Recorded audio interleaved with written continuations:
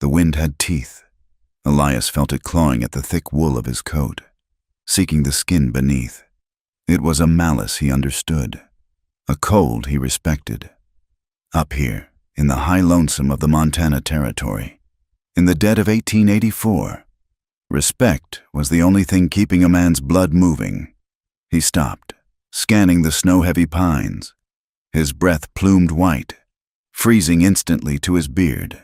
He was checking his traps, a long line that snaked through the high passes where the wolves and the wind kept company, the scar that pulled at the left side of his mouth, a white seam from jaw to cheekbone, tightened in the biting air. It was a map of a life he had left behind, or perhaps a life that had never truly let him go. Something was wrong. Not a sound, but a break in the pattern, a patch of color, dark against the endless white, crumpled near the base of a drift. It was not a deer. It was not a wolf. Elias moved with a quiet, heavy tread, his snowshoes whispering on the powder. He kept his rifle cradled in his arm. He expected a kill, perhaps a cougar's leavings. He found a woman. She was a heap of dark blue wool, face down in the snow, a light travel cloak. The kind a woman might wear in a civilized autumn back east was her only real protection. One of her hands, bare and blue, was frozen to the silver clasp at her throat. He knelt, his knees cracking, and rolled her over. Her face was pale as porcelain, her lips a dreadful, waxy blue. Ice crystals clung to her eyelashes. He pressed two gloved fingers against her throat, under the line of her jaw, feeling for a pulse he did not expect to find. It was there, a faint, terrified flutter, like a trapped bird. She was half-starved by the look of her, hollowed out. Frostbite had already claimed the tips of her fingers and was blackening the delicate skin of her earlobes. He cursed, a low sound that the wind stole immediately. He did not need this. His cabin was a fortress, a place of solitude earned through violence and exile. It was not a hospital, it was not a shelter, but he could not leave her. The mountains demanded a tax, and sometimes that tax was action. She was light, almost nothing. He lifted her easily, her head lolling back. He wrapped her body tight against his own, cocooning her within the warmth of his greatcoat, and began the long trek back. His cabin was 3 miles distant, 3 miles that no sane person would travel in this weather. The trail was treacherous, hidden beneath drifts that could be 2 feet deep or 12. The wolves sang in the distance, their calls sharp and hungry on the air. Elias knew their language. They were close. He moved faster, the woman a dead weight in his arms, her frozen breath a faint dampness against his neck. He reached the cabin as the last of the gray light died, kicking the heavy plank door open with his boot. The inside was dark, saved only by the faint orange glow of embers in the stone hearth. He laid her gently on the bearskin rug before the fire. Not on his cot. That felt like a line he was not yet willing to cross. He worked with a grim efficiency. He stoked the fire, piling pine and birch until the small room filled with heat and the smell of smoke. The woman, Margaret, though he did not know her name, remained unconscious. He took his knife, the one he used for skinning, and slit her frozen boots from ankle to toe. They were thin leather, useless for this country. He had to peel them away, along with her sodden wool stockings. From her ice-cold feet, her skin was white and hard. He brought over a bucket of snow and began to rub her feet, her hands, her face. It was the way his mother, a Crow woman who had died when he was a boy, had taught him. Never fire, always snow. The fire would burn the frozen flesh right off the bone. She woke with a gasp, her eyes flying open. They were gray, wide with terror. She saw the cabin, small and rough-hewn. She saw the shadows dancing on the log walls, and she saw him, a large man, bearded, with a knife in his hand and a scar that made his face a permanent snarl. She tried to scream, but only a dry rasp escaped. "Water," he said. His voice was rough, like gravel. "Don't talk, and don't move." She was wary, her gaze darting from him to the door, as if calculating her chances in the howling white hell outside. He was gruff, a man of few words, built for solitude. He seemed carved from the same rock and pine as the mountain itself, but his hands, as he lifted her head and pressed a tin cup of lukewarm water to her lips, were unexpectedly gentle. He did not spill a drop. She drank, the water searing her frozen throat. She was weak, every part of her aching with a cold so deep it felt permanent. She was a proper woman, a schoolteacher from Boston, and she was in a rough cabin with a stranger who looked more wolf than man. "Where?" she whispered. "Nowhere you need to worry about," he said, turning back to the fire. "You were dying. You're not, for now. Sleep." He moved away from her, tending to his own things, giving her the dignity of distance. She watched him, her eyes heavy. He was solid, powerful, and utterly terrifying, and yet she was alive. She slipped back into the darkness, the sound of the growing blizzard a deafening roar outside the sturdy log walls. The blizzard raged for 5 days. The world vanished beyond the single frosted window of the cabin. The wind shrieked like a living thing, piling snow halfway up the door, then burying it completely. They were entombed. Elias moved with the quiet rhythm of his isolation. He tended the fire, cooked broth from a smoked rabbit, and cared for her. He used the knowledge his mother had given him. He steeped willow bark for the fever that came, a burning heat that followed the invasive cold. He made a poultice of yarrow and herbs he kept dried in bunches from the ceiling, applying it to her frost-bitten fingers and toes. Margaret drifted in and out of coherence. In her fever, she spoke of schedules, of shame, of a man named Alistair. Elias listened, saying nothing. He spooned the broth into her mouth, his large, calloused hand steady. It was an intimacy that felt strange and necessary, like setting a bone. On the 6th day, the wind stopped. The silence was as heavy and absolute as the snow that buried them. Margaret woke, her mind clear for the first time. The fever was gone. She was desperately weak, but she was alive. She was propped against a rolled-up pelt on his cot. He had moved her there at some point. He was sitting at a small, rough table, mending a leather strap with an awl. "You're awake," he noted. He did not look up. "Yes," she said. Her voice was thin. I must thank you, sir," he grunted. "Elias, Mr. Elias, just Elias." She nodded, accepting the correction. "Elias, I am Margaret Hale." He nodded. The silence stretched, filled only by the scrape of the awl against the leather. She felt the heavy weight of propriety, of her situation. She was in a man's cabin, unchaperoned, ruined. The thought was as cold as the frostbite. "I must explain," she said, her voice gaining a small, desperate strength. Elias stopped his work. He looked at her, his eyes dark and unreadable. She told him. The words came slowly at first, then in a rush, as if the dam of her composure had finally broken. She had come west from Boston, a promised teaching post in a new town, a respectable position. It was arranged by her fiancé, Mr. Alistair Finch. She had traveled for weeks, carrying her dowry and her hopes. She arrived at the stagecoach station. He was not there. She waited. 2 days. 3. The station master, a kind man at first, grew suspicious. The women in the settlement whispered.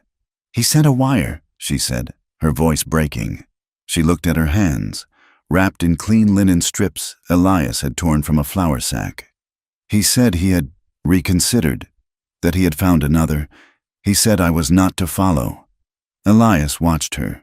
He had seen men break, but this was different. This was a quiet, meticulous shattering. "I had no money to go back," she whispered. "The station master, he implied I could earn my keep. The women looked at me. They called me. They said I was damaged goods, left behind, unwanted." The shame burned in her cheeks, hotter than the fever had. "I could not bear it. I took my bag and I walked. I thought I would walk to the next town. I did not know. I did not know about the cold." Elias said nothing for a long time. He turned back to his strap, pulling the sinew tight with a sudden, violent jerk. "Finch is a fool," he said finally. "And the station master is a coward. You rest, Margaret. You're safe here, at least from them." She wept then, quiet, racking sobs into the linen bandages. He did not comfort her. He simply let her be, his steady presence a strange anchor in the wreckage of her life. 2 weeks passed. The snow remained. It was a prison wall, 20 feet deep in the drifts, sealing them off from the world. Margaret regained her strength. She was still weak, but she could move about the small cabin. She insisted on helping. She mended his shirts, her stitching small and precise. He watched her, fascinated by the way her delicate hands moved. She swept the hearth. She even, to his quiet amusement, tried to organize his stack of pelts. A rhythm established itself, a quiet dependency. He hunted, vanishing for hours and returning with a rabbit or a grouse. She cooked, making stews that filled the cabin with a warmth that went beyond the fire.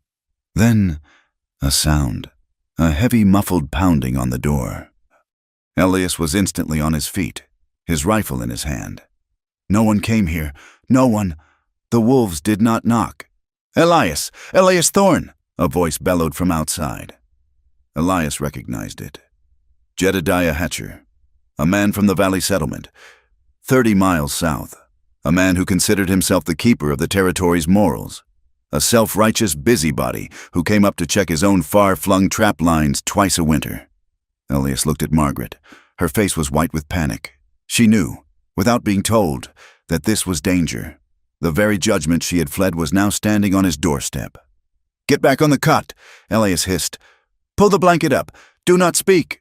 He unbarred the door. It was wedged tight with snow. He pushed it open just enough to see Hatcher, a short, barrel-chested man wrapped in furs, his face red from the exertion of his snowshoes. "Hatcher," Elias said. His voice was flat, unwelcoming. "Thorne," Hatcher said, panting. He tried to peer past Elias into the cabin's warmth. "Saw your smoke. Figured I'd check. Storm was fierce." It was. Hatcher was not to be deterred. He pushed his way past Elias's arm, stamping snow onto the floorboards. "A man needs company. After a time like—" He stopped. He saw her. Margaret was sitting on the cot, the fur pulled up to her chin, her gray eyes wide, her dark hair, unbound, fell over her shoulders. Hatcher's eyes widened, then narrowed into slits of righteous suspicion. "Thorne, what is this? Who is this woman?" The air in the cabin was thick with accusation. Margaret shrank, the label damaged goods echoing in her mind. She was a harlot in a trapper's cabin. Elias moved. He did not raise his rifle, but he stepped between Hatcher and the cot. He thought of the station master. He thought of the whispers. He thought of the raw, broken look on Margaret's face when she told her story. He had known exile. He would not let her be shamed again. He spoke, his voice low and dangerous. "This is my wife, Hatcher." The lie was sudden, absolute. It landed in the small cabin with the weight of a stone. Margaret gasped. Hatcher was stunned. Your wife? Since when? I heard nothing. You don't leave this mountain." "Met her in Bozeman this fall," Elias said, his voice smooth, the lie building on itself. "We were married by a traveling preacher. Came back before the snows. The storm trapped us. We're grateful for it." Hatcher looked from Elias, scarred and grim, to Margaret, pale and refined. It made no sense, but Elias was not a man to be questioned lightly. The violence in his past was well known, even if the details were whispered. "Well," Hatcher stammered. I see. My apologies, ma'am." He nodded curtly at Margaret. "Just checking. Elias, that's all. I'll be on my way. Town will be glad to know you're settled." He backed out of the cabin, pulling the door shut behind him. The sound of his snowshoes crunching away faded quickly. The silence that remained was deafening. Margaret stared at Elias. He was still standing by the door, his back to her. "You lied," she whispered. She was shocked, her mind reeling. "Aye," he said, turning. His face was hard. "I did, but my reputation, your reputation," he interrupted, his voice cutting. "Hatcher would have gone back to that settlement. He would have told them I had a woman up here, a woman who wasn't my wife. They'd call you a whore. They'd come up here in the spring, the preacher first, then the rest. They'd run you out of the territory. Or worse. He walked to the fire, picking up the poker. This way. You're Mrs. Thorne. You're a married woman, trapped by the snow. You're respectable. He jabbed at the logs, sending sparks flying. When the thaw comes, you can leave. You can say I died, or you can say you left me. It doesn't matter. But until then, you are safe. He was offering her a shield, forged from a lie. He was protecting her. Margaret looked at her hands. She was a schoolteacher. She valued truth. But she had felt the ice of the whispers in the station. She knew what men like Hatcher were capable of. Survival, that was the word. I agree, she said, her voice small but firm. For survival. Elias nodded once. The bargain was struck. That night, the pretense hung heavy in the air. It was time to sleep. There was one cot, one small cabin. They were to the world, man and wife. Margaret sat on the edge of the cot, her hands twisting in her lap.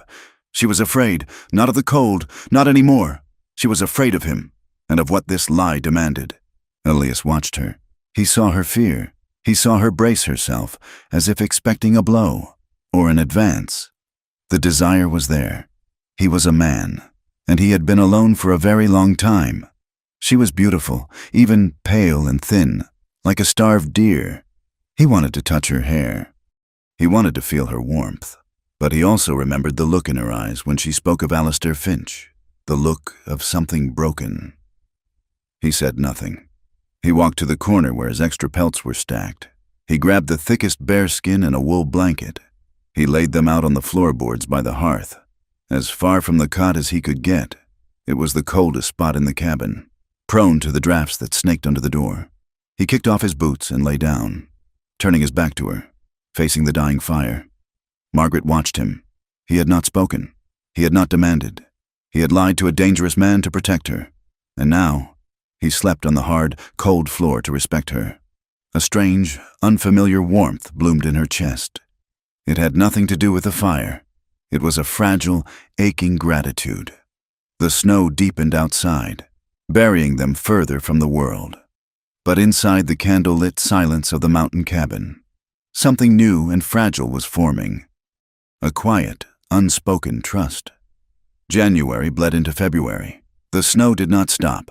It piled in great sculpted drifts that buried the cabin windows, plunging the small room into a perpetual twilight. The world became the space between the four log walls, the smell of wood smoke, drying herbs, and the faint, clean scent of lye soap. Weeks passed, marked only by the dwindling stack of firewood and the slow, steady rhythm of survival. Margaret, no longer a guest, became a partner in their isolation. Her strength returned in small measures. First, she took over the cooking, turning Elias's stock of dried beans and smoked venison into meals that were more than just fuel. She had a way of making the hardtack biscuits seem lighter, the rabbit stew richer. She sewed, her hands, still tender from the frostbite, the nails dark, found comfort in the needle. She mended the tears in Elias's wool shirts with stitches so fine they were almost invisible. He would watch her, his large hands still, as she worked by the firelight, her head bent, her dark hair catching the glow. She seemed a creature of impossible delicacy.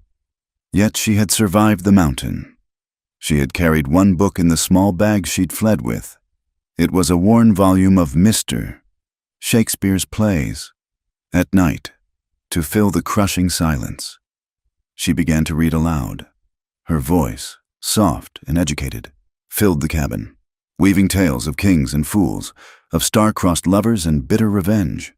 Elias, who had only known the rough talk of trappers and ranch hands, listened. He sat across the hearth, sharpening his knife or oiling his rifle, but his focus was entirely on the music of her words. He had a ledger, a thick book bound in calfskin, where he kept his accounts, traps, pelts, cost of powder, measures of flour. His handwriting was rough, a nearly illegible scrawl. One evening, he was struggling with it. his brow furrowed, a carpenter's pencil held awkwardly in his large fist. "You are spelling ammunition with one she said quietly from the cot. He stopped, looking up. He felt a flush of heat rise in his neck. He was a man who could track a wolf for 2 days, a man who could build a cabin with his own hands, but he could not spell. "It does the job," he grumbled, defensive. She rose, moving to the small table. "May I?" He slid the book toward her, his gesture stiff. She did not mock him. She did not act the superior schoolteacher. She simply took the pencil and, in a clear, perfect script beneath his own, wrote the word correctly. "Tombs," she said softly. "It comes from the French." He grunted, but he watched as her hand moved. From then on, a new part of their ritual began. He would write in his ledger, and she would sit beside him, correcting his spelling, showing him how to shape the letters. It was a small act, but it was a profound one. It was care. They fell into the pretense of their marriage. It was a necessary shield, even with just the two of them. It was a way to name the space they shared. "Husband," she said one morning, her voice catching on the word. "The wood box is near empty." Elias, who had been about to go out anyway, stopped. The word hung in the air. He just nodded, pulled on his coat, and went to fight the snow-covered wood pile. He used it, too. "Wife, the stew is good." He said it to the room, not quite to her. But each time the word was spoken, the line blurred. The pretense became a strange kind of truth. They were not married. They were not lovers. But they were more than strangers. They were a single unit, bound by the snow and the lie. The act of it, the daily performance, began to seep into the truth beneath. He began to feel a fierce, protective instinct that went beyond his initial rescue. She began to feel a measure of safety she had not known in years. His past remained a shadow, as stark as the scar on his face. She knew he was not a simple trapper. His hands, though calloused, were not just a woodsman's hands. There was a stillness in him, a way he watched, that spoke of a different life. One night, while he was cleaning his rifle, she dared to ask. "Your scar," she said, her voice soft. "It must have been a terrible wound." Elias stopped, his hand freezing on the oiled rag. He ran a thumb over the white, puckered line. "It was an animal?" He gave a short, hard laugh that held no humor. "A man, a long time ago." She waited, but he offered nothing more. He sighted down the clean barrel. "I was a ranch hand," he said finally, his voice low, not looking at her. "Down south, near the Wyoming line, before I took to the mountains, I was good with horses, good with a rope." "What happened?" she whispered. "A foreman, a man named Cully. He was heavy with his hands, especially with the younger boys. And he was a cheat. He was skimming wages. I called him on it." Elias's jaw tightened. "We fought. He pulled a knife. I pulled one faster." He set the rifle down. "He died. It was self-defense. The others saw it. But Cully had brothers. Important brothers. They'd have seen me hang. The sheriff was in their pocket. So I left. I left the ranch. I left the territory. I came up here, where the law is just the wind and the cold." He had chosen exile. He was a man who had killed, but he was not a killer. He was a man of honor, hiding in a place where honor didn't matter. Margaret looked at him, at his broad shoulders, at the quiet sadness in his eyes. He was not the brute she had first seen. He was a man in hiding, just as she was. The shared confidence broke something loose in her. The next day, as the wind howled and the light failed, she told him her own story. Not the story of the stagecoach, but the one that came before. "Alistair, Mr. Finch, he was not my first. That is to say, we were not." She stopped, her hands twisting in her lap. "I was a widow." Elias looked up from the trap he was mending. This was new. "My first husband, Thomas, he was a good man, a kind man. We were married in Boston. I was happy." Her voice grew thin, distant. "We were to have a child." She stared into the fire, her eyes seeing a different room, a different time. It was a boy, but the labor it was long. 2 days. The doctor came. He used instruments. By the time my son was born, he was not breathing. A tear slid down her cheek, and she wiped it away with an angry, impatient gesture. He was perfect, but he never cried. And her voice broke. I was torn. The doctor said I could not have another. I was broken. She fell silent. Elias waited. Thomas died of influenza 6 months later. I mourned him.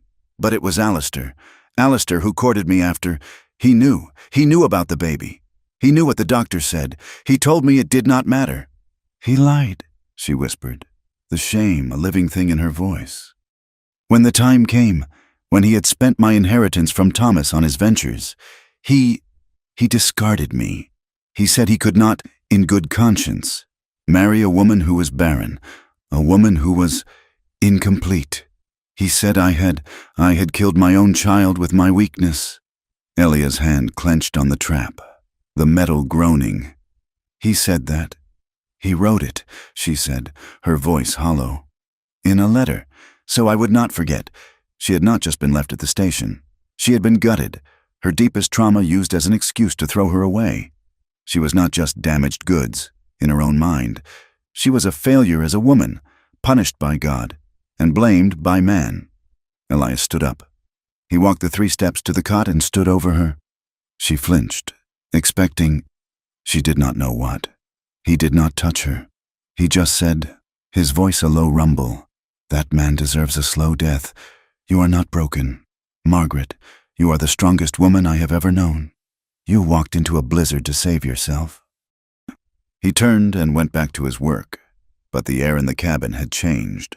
The last, deepest secrets had been laid bare.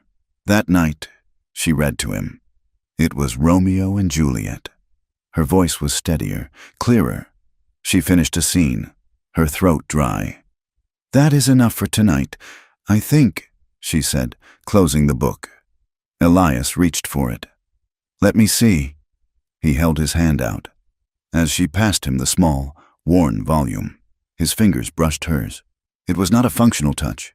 It was not nursing. It was skin on skin. A current, sharp and sudden as a winter spark, passed between them. His fingers were rough, calloused, but they were warm. He did not pull his hand away immediately. He let his thumb rest against her palm for a long, breath-stealing second. Her gaze flew to his. His eyes were dark, his expression unreadable. He took the book. Juliet, he said, testing the name. A foolish girl. She was in love, Margaret said, her voice a little breathless. Love makes fools of us all, he said. He opened the book, staring at the pages as if he could understand them by sheer will. The touch lingered. Margaret went to bed, her skin tingling where he had touched her. She lay on the cot, listening to him bank the fire, his movements heavy and sure. She could feel him on the floor, only 6 feet away. She was acutely aware of him, of his body, of his breathing. 3 nights later, the wind returned with a vengeance. It was a new storm, a howling monster that clawed at the cabin. It found every crack. Sometime after midnight, a gust hit the chimney with such force that it blew smoke and soot back down into the room. The fire sputtered, choked, and died. In the same instant, the wind caught the oil lamp on the table, sending it crashing to the floor. The cabin was plunged into absolute, suffocating darkness. Margaret woke instantly, her heart pounding. Elias? No light, no fire, only the screaming of the wind and the impenetrable black. She panicked. It was the stage station. It was the station master's eyes. It was the darkness of the birthing room. It was the cold of the snow. She was alone. She was dying. Elias, she screamed, scrambling from the cot, tangling in the blankets. I'm here. His voice was suddenly right beside her. Strong arms, smelling of pine smoke and wool, grabbed her. He did not grab her. He held her, pulling her against a chest as solid as an oak tree. I cannot see, she sobbed, clutching at his shirt. It is dark. Shh, I am here. It's just the storm. The lamp fell. You are safe. He held her tight as she trembled, his large hand stroking her hair, a gesture of pure, uncomplicated comfort. He was a wall against the chaos, a warm, living anchor in the terrifying dark. She buried her face in his chest, breathing in his scent, her panic slowly receding, replaced by a new, equally powerful sensation. His body was hard and warm. She could feel the steady beat of his heart beneath her ear. She was pressed against him from knee to shoulder. His hand slowed on her hair. He was holding her differently now. His breathing had changed. She became aware of her own body, of her thin nightgown, of the way her breasts were pressed against his ribs. He loosened his grip slightly. She tilted her head back. Though she could see nothing, she could only feel his breath, warm on her forehead. He was going to kiss her. She knew it. Her lips parted. She was terrified. She was hopeful. She was ashamed. She wanted him to. His head lowered. She felt the rough scrape of his beard against her temple, his cheek. His lips brushed the corner of her eye, the shell of her ear. She shivered, but not from cold. Then, with a low sound, a growl of self-denial. He pulled away. He set her back from him, his hands gripping her upper arms, holding her steady. "The fire," he said, his voice thick. "I'll get the fire." She heard him move away, the scrape of his boots. She heard the fumbling for the flint and steel. A spark. Another. A tiny flame licked at the kindling he must have had ready. The orange glow returned, pushing back the shadows. He did not look at her. He was crouched by the hearth, his back a rigid wall, his hands busy rebuilding the fire. Margaret climbed back onto the cot, pulling the blankets up to her chin. Her body was alive, humming with a warmth that had nothing to do with the fire. She felt a deep, aching loneliness, a craving for the simple comfort of his arms. But her mind, her Boston-bred, shame-filled mind, recoiled. She was not his wife. To desire this, to crave his touch, made her no better than the woman Hatcher had suspected her of being. She was torn, her body craving his warmth, her mind screaming that she must remain chaste to be worthy of rescue, worthy of respect. The next morning, the silence was as thick as the snow. Elias was tense, his movements jerky. He chopped wood outside for hours, long after the wood box was full. Margaret sewed, her stitches tight and uneven. They did not speak. They sat down to eat their breakfast of stale biscuits and watery oatmeal. The scrape of spoon against tin was the only sound. Margaret could not bear it. She had to know. Had she offended him? Had she imagined it?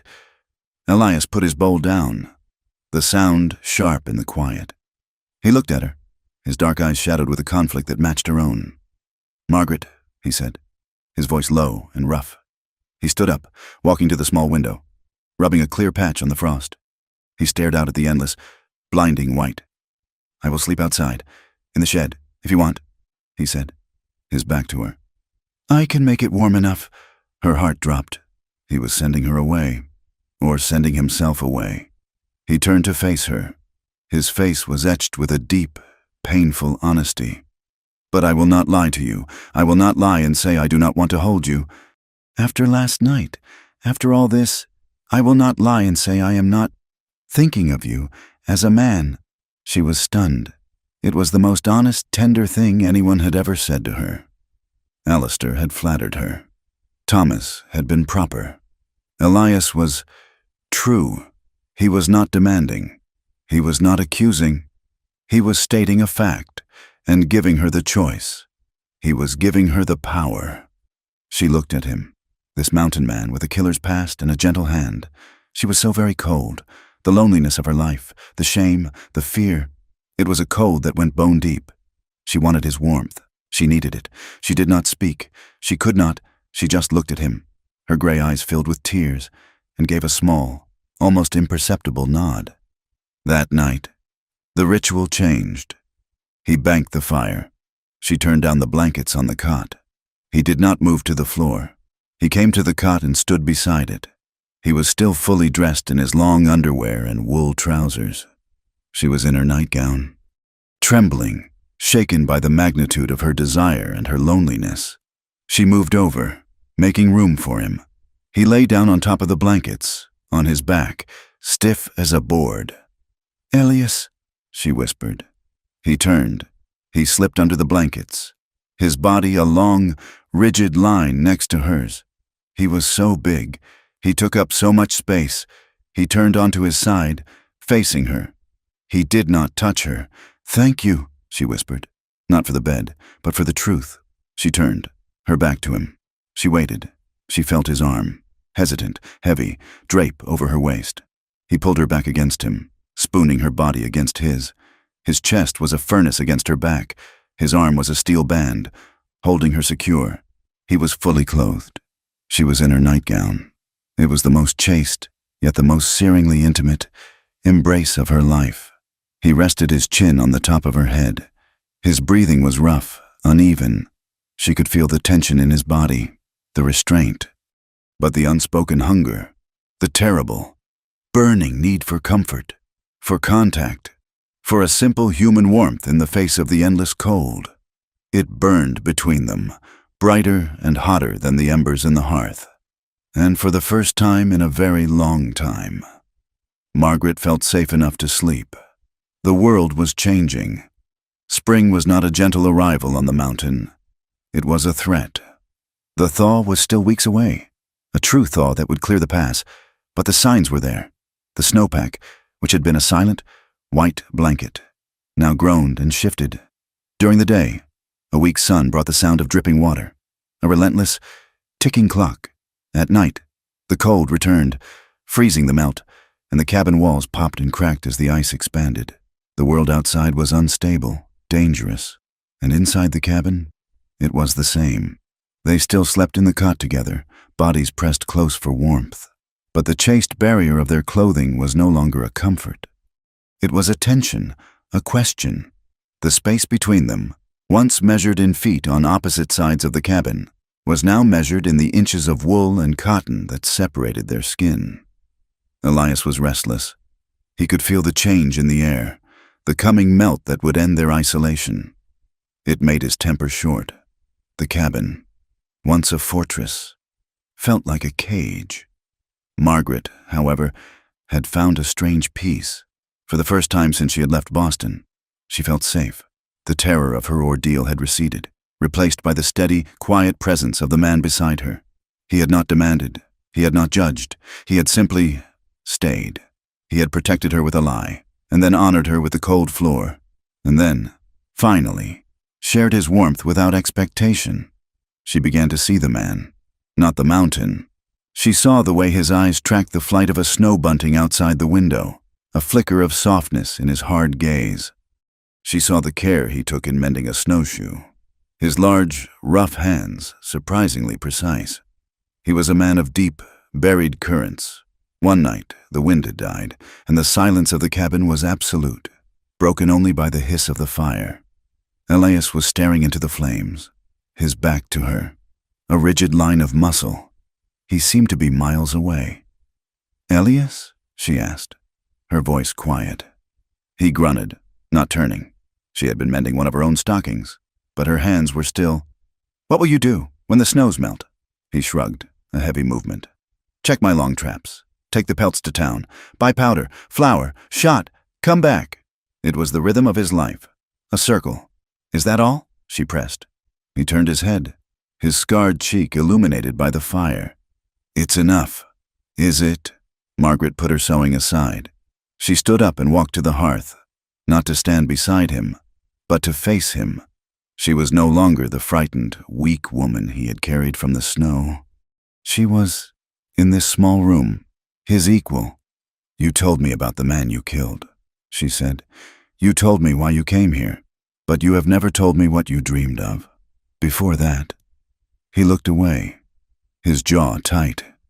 "Dreams are for children and fools." "No," she said, her voice gentle but firm. "They are for men who want more than just survival." "What did you want, Elias?"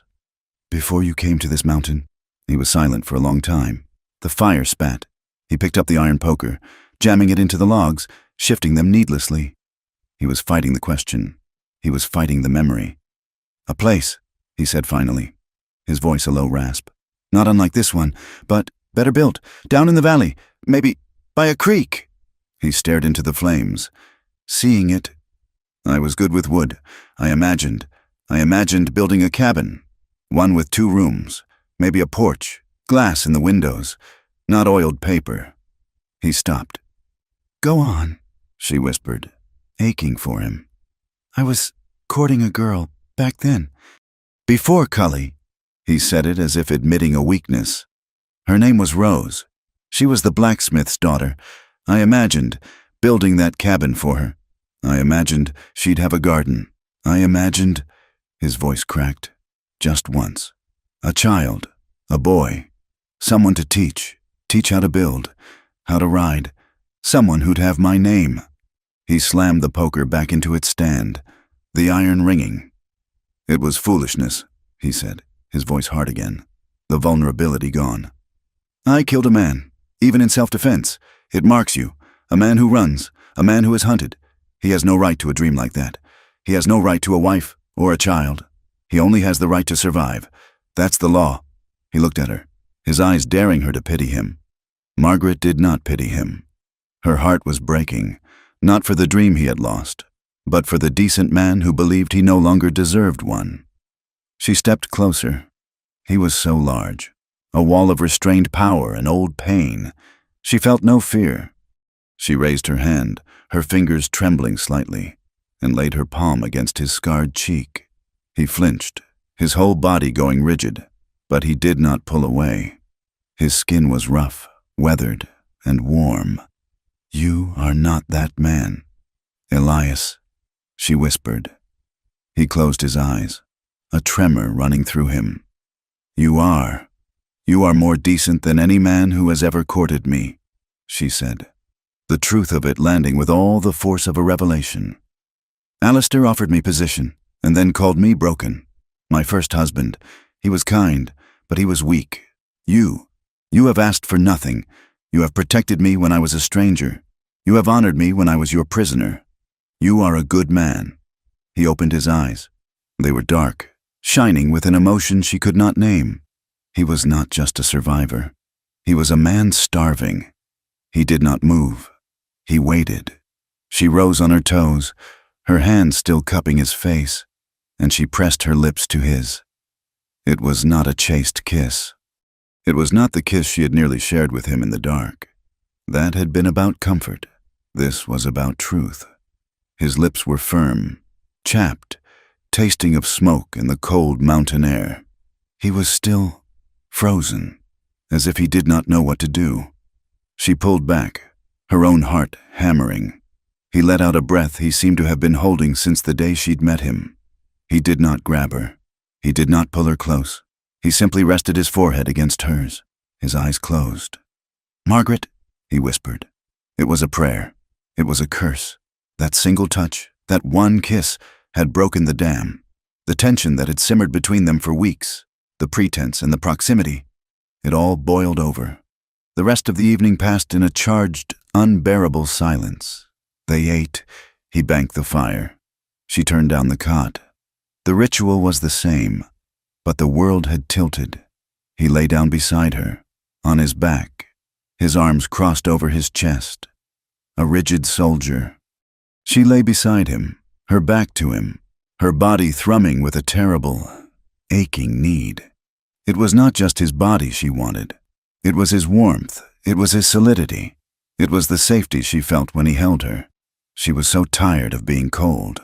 She was so tired of being alone and ashamed. He thought he was ruined. She knew she was. Perhaps two ruined things could make a whole. The cabin was dark. The fire was a low red glow. His breathing was too steady. He was not asleep. She turned. He was a shadow beside her, but she could feel his heat. She reached out one trembling hand. She did not touch his chest or his arm. She laid her hand flat on his, the one resting on his ribs. His fingers clenched, trapping hers. "Please," she whispered, her voice shaking, not with fear, but with a desperate, terrifying honesty. Don't be good. Not tonight." He turned his head on the pillow. She could just make out the line of his jaw. "Margaret, you don't know what you are asking." His voice was a strained groan. I am not a gentleman." "I do not want a gentleman," she said, her voice gaining strength. "I want you." She took his hand, the one that held hers, and she pulled it. She guided it. She slipped it beneath the blanket, beneath the hem of her own thin nightgown, and pressed his calloused, rough palm flat against the bare skin of her stomach. He hissed, a sharp intake of breath. His hand was a shock, so warm it was almost a burn. His fingers were splayed, rigid, against her soft, pale skin. "Please," she whispered again, tears welling in her eyes. "Don't stop." That was all. That was the permission. He moved. He did not move fast. He moved with a reverence that undid her. He rolled toward her, his body a shadow blotting out the firelight. He propped himself on one elbow, looking down at her. "You are sure?" he said. It was not a question. It was a final chance. For an answer. She lifted her head from the pillow and kissed him. He was not gentle, not this time. But he was not rough. He was hungry. He kissed her as if he was drinking, as if she was the first clean water he had tasted in a decade. His beard scraped her skin. His arms came around her, pulling her against the hard wall of his chest. Their lovemaking was not the sweet, fumbling exploration of youth. It was slow. It was intense. It was desperate. It was two people who had been starved, finding a feast. He was reverent. His large hands, which could snap a rabbit's neck or skin a buck, touched her as if she were made of spun glass. He rediscovered her body, not as a nurse, but as a lover. He touched her breasts, her hips, her thighs, and with every touch, he seemed to be erasing the shame that Alistair had branded on her. And Margaret, she was tearful. The tears streamed silently down her temples, into her hair. They were not tears of pain. They were tears of release. She was afraid. She was terrified that this was just comfort, that this was just the cabin fever, that when the act was done, he would turn from her, disgusted or worse, indifferent, that she would be discarded again. She clung to him, her fingers digging into the hard muscle of his shoulders. After, he did not roll away. He held her. He pulled the heavy fur blanket over both of them, his arms wrapped tight around her head tucked under his chin. She was crying, quiet, racking sobs. "Shh," he murmured into her hair. "It's all right. You're all right. You will hate me in the morning," she wept. I am not a wife. I am just a comfort." He pulled back, his grip on her shoulders tight enough to hurt, forcing her to look at him in the dim red light. His face was fierce, his scar a pale line in the gloom. "Do not," he said, his voice a low, dangerous growl. "Do not ever say that.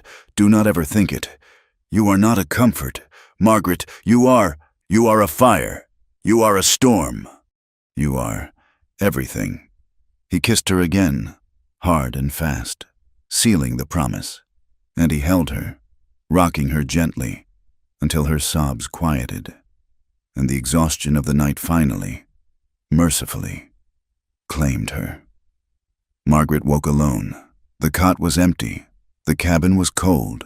The fire was dead embers. Panic, cold and sharp, seized her heart. He was gone. He had taken what he wanted and he had left. He was just like Alistair. The shame washed over her, so profound she felt sick. She had offered herself, and he had discarded her. She curled into a ball, the blanket smelling of him, of pine smoke and of their lovemaking, and she wept. She did not know how long she lay there. An hour, 2. The gray morning light seeped into the cabin. Then, the sound of the door.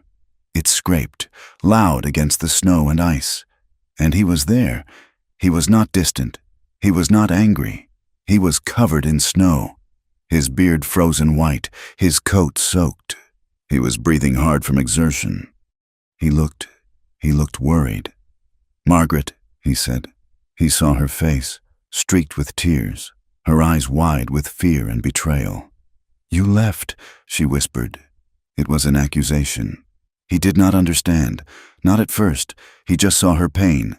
He crossed the cabin in 2 strides, dropping to his knees beside the cot. "I went to check the south line," he said, his voice rough. The melt is starting. I had to go." He looked at her, truly looked at her crumpled form and her devastated expression. And he understood. He understood what she had been afraid of. "Oh, Meg," he breathed, a name he had never used. He said nothing else. He just reached into the deep pocket of his greatcoat. His hand was stiff, blue with cold. He pulled it out. He was holding a small, wretched cluster of wildflowers. They were not beautiful. They were tiny, purple-blue, their stems crushed, their petals frozen. He had dug them from the snowmelt, at the base of a southern-facing rock, a place where the spring had touched for a single, brave moment. He held them out to her. She stopped crying. She stared at the flowers. He had gone out, into the dangerous, shifting snows, not for traps, not for himself, for her. As a sign, she took them. Her fingers brushed his. His hand was ice cold. She brought the frozen, perfect flowers to her nose. They smelled of cold earth and a promise. He did not apologize. He did not explain. He simply knelt beside her, this huge, scarred mountain man, and watched her as if she were the only thing in the world. The peace lasted 2 days.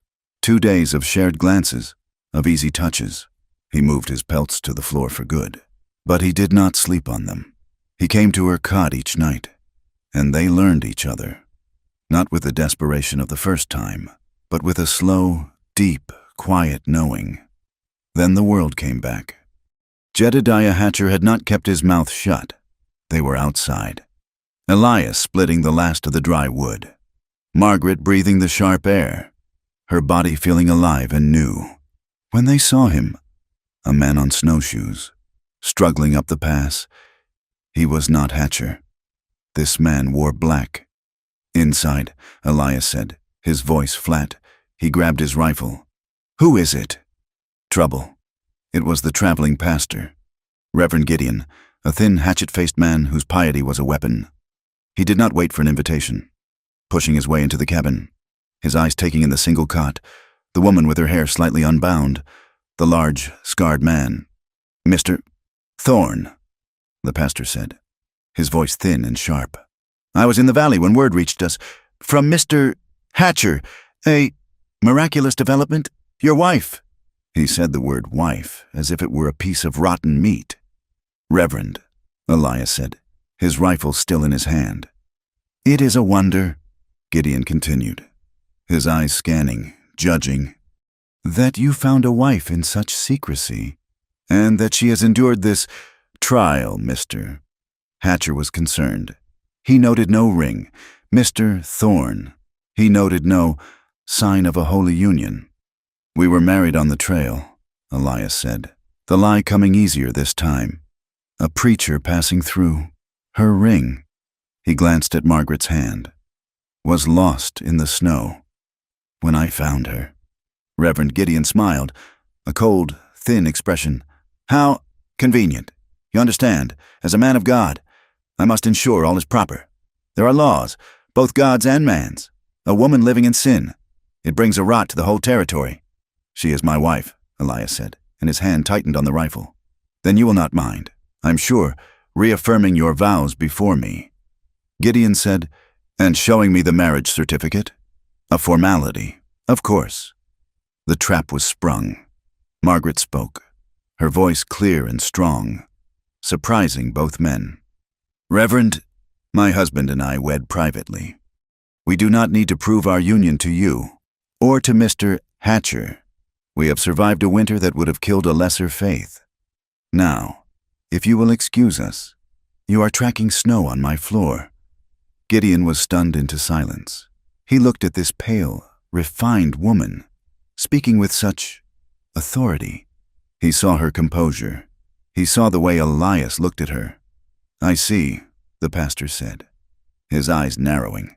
"I see how it is." He backed out of the cabin. "The Lord sees, Mrs. Thorne, and the town will hear of this.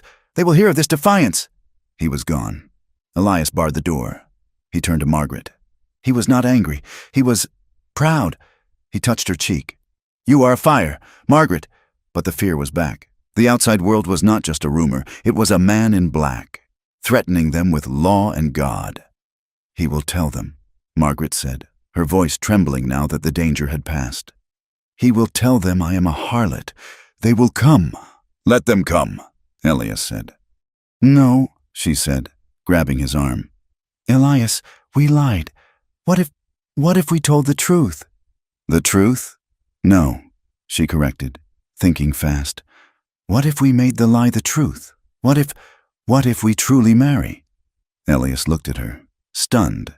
"Marry me." To protect us," she stammered. "To stop the rumors. If we marry, truly, before the Reverend."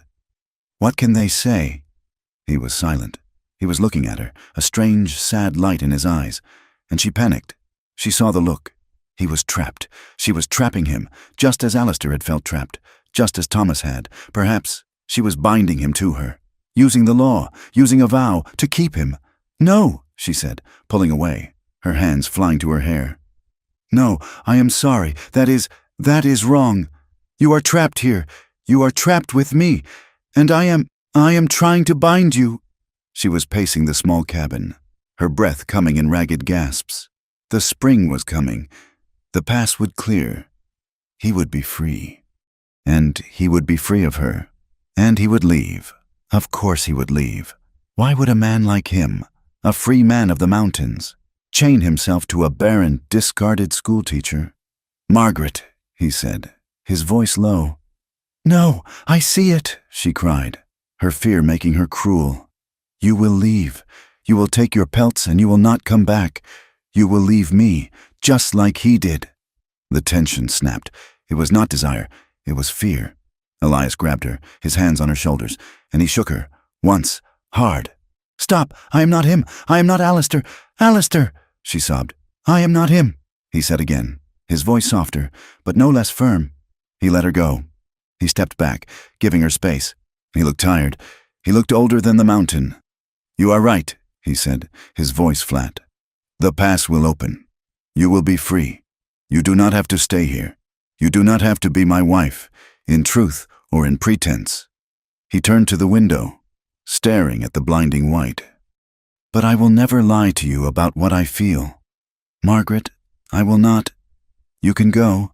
You can walk out of that pass and never look back. But you will not go thinking I am Alistair." He did not turn. He left her with a choice. He left her with his heart, raw and exposed, and the terrible, agonizing freedom to break it. Reverend Gideon's departure was not an end. It was a beginning. The lie, spoken so boldly by Margaret, had not settled the matter. It had inflamed it. Gideon, fueled by righteousness and offense, carried his suspicions back to the valley, and in the warming air of the thaw, rumors, like microbes, found fertile ground. Jedediah Hatcher had primed the pump. Speaking of the trapper's sudden, secret wife, Gideon now added the poison. He spoke of defiance. He spoke of a woman who looked like a lady but spoke with the arrogance of a sinner. He hinted at impropriety, at a reclusive, violent man. Elias Thorne was, after all, a known killer, holding a woman captive. The town, bored by the long winter, seized the story. It turned. The whispers in the settlement's single saloon grew louder, uglier. The woman was not a wife. She was a harlot from Bozeman. She was an escaped lunatic. She was a creature of sin, held by Thorne for his pleasure. The men, in particular, chewed on this.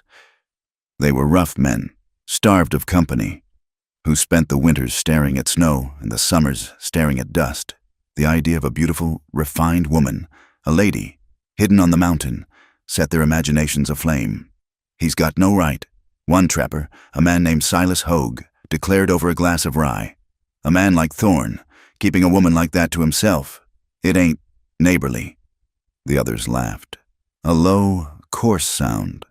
A few suggested that when the pass was clear, they ought to ride up and pay their respects to the new Mrs. Thorne. A few suggested they ought to go up and take her off his hands. A killer didn't deserve a prize. The rumors traveled, as rumors do, on the wind. Elias heard them. He had gone down to the lower pass, checking a trap line, and had seen the tracks of 2 men. They had come close, too close. Not on the main trail, but skirting his property, like wolves circling a pen. They had not come to the door. They had come to look.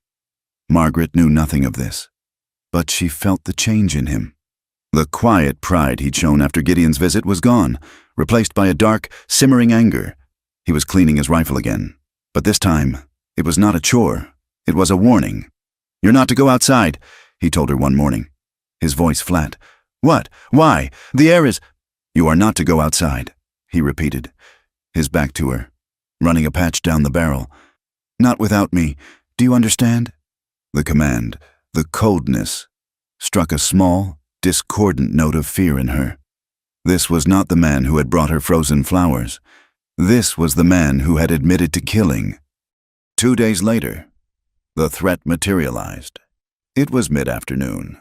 A bright, cold sun was causing the snow to melt in earnest. The sound of dripping water, a constant drum. Margaret was by the window, trying to catch the light for her sewing, when she saw him, a man on horseback, Silas Hogue. He was not on the trail. He had ridden his horse up the treacherous, slushy slope, and was now sitting just inside the tree line. Not 50 yards from the cabin. He was just watching. He made no move to hail them, no move to leave. He was just a dark, menacing shape. "Elias," she whispered, her blood running cold. Elias was at her side in an instant. He saw the man, his face, the scarred side, pulled tight into a snarl that was truly terrifying. "Get away from the window. Margaret, go to the cot. Stay low." He did not grab his coat. He grabbed the rifle. He unbarred the door and stepped outside onto the small, slushy patch of ground he'd cleared. "You're lost." "Hogue!" Elias bellowed, his voice echoing in the thin air. Silas Hogue spat a wad of tobacco into the snow. He did not reach for his own gun, but his hand rested on his thigh, near his holster. "Just admiring the view. Thorn," Hogue called back, his voice oily. "Heard you'd done some redecorating. Figured I'd see the new curtains." He meant Margaret. Elias raised the rifle, not to his shoulder, but cradled, the message clear. "The view is private. Ride out, or be carried out." Hogue laughed. "Mighty possessive. Thorn, we all heard you ain't married. We heard you got a guest. Maybe she'd like some new company. Company that ain't a scarred-up killer." He was baiting him. Margaret, peering from the edge of the window, her heart in her throat, watched Elias's body. He did not move. He was as still as the mountain. "Last warning. Silas." "Or what?" Hogue taunted, kicking his horse a step closer. "You'll kill me, like you did Cully." Elias raised the rifle to his shoulder. It was a single, fluid motion. Margaret did not even hear him pull the trigger. The explosion was so loud it shook the glass in the window. The shot did not hit Hogue. It hit the trunk of the pine tree not 6 inches from his head, showering him with bark and splinters. Hogue's horse screamed, rearing in terror. Hogue, his face suddenly pale, fought the animal for control. "The next one goes through your black heart," Elias roared, and there was no civilization in his voice. It was the sound of the mountain, pure and violent. Hogue did not wait. He yanked his horse's head around and scrambled back down the slope, sliding in the wet snow, nearly falling. He did not look back. Elias stood there for a long time, the rifle still at his shoulder, watching him go. Finally, he lowered it. He came back inside, his face a mask of cold fury. He barred the door, the heavy wood thudding into place. Margaret was standing by the hearth, her entire body shaking. She had never seen such violence, such a naked, immediate threat of death. He saw her shaking. The fury drained away, replaced by that same fierce protectiveness. He came to her, dropping the rifle on the table. He took her by the shoulders. "He will not be back," he said. You You almost killed him." "He is alive," Elias said, as if that settled it. He looked at her, his eyes burning with an intensity that frightened her more than the gunshot. "Margaret," he said, his voice low, almost a vow. "Listen to me. No one will ever shame you again. Not Hatcher, not Gideon, not that filth. I will kill before I let them shame you again." He meant it, every word. He would build a wall of bodies around her to keep her safe, to keep her clean. He pulled her into his arms, crushing her against his chest. He held her, his heart hammering against her. But Margaret was frozen. The fear was back. It was a cold, flooding terror that had nothing to do with Silas Hogue. "It was Elias. It was his promise. I will kill. He was a good man. He was a tender man. But he was also a violent man. He had killed, and he was willing to kill again. For her, he had trapped her, not with malice, but with his protection. He had built a cage for her, not of logs, but of his own violent certainty. She felt the old shame, the old panic. She was doing it again. She was ruining a man. His dream of a cabin, a wife, a child. She was twisting it into this. She was the rot. She was the one who brought the judgment of preachers and the lust of men like Hogue. She was the one who had turned this quiet, exiled man back into a killer. Alistair had controlled her with words, with shame. Elias, in his own way, was controlling her with his rifle, with his promise of blood. She was not a person. She was a thing to be protected, a piece of property, a Mrs. Thorne that he would defend. Whether she was real or not, she could not breathe. She pulled away from him, a small, desperate sound in her throat. I am tired," she whispered. "I need to rest." He let her go, his eyes clouded with confusion. "Meg, please, just let me rest." She went to the cot. She lay down, facing the wall. She lay there, rigid, as he moved about the cabin, as he banked the fire, as the twilight deepened. That night, when he came to the cot, she pretended to be asleep. He lay beside her, his body a stiff line of tension, his warmth a thing that now felt like a brand. He did not touch her. He knew, just as she knew, that something had broken. She waited. She waited until his breathing deepened, until she was sure he was asleep. It was hours. The moon, a sliver, cast a weak blue light through the frosted window. She slipped from the bed. She was done. She could not be his ruin. She could not be the thing that made him kill again. She could not be trapped, even by love, even by a fierce protection. She was ashamed of what she had done to him, and she was terrified of what he would become. For her sake, she had to leave.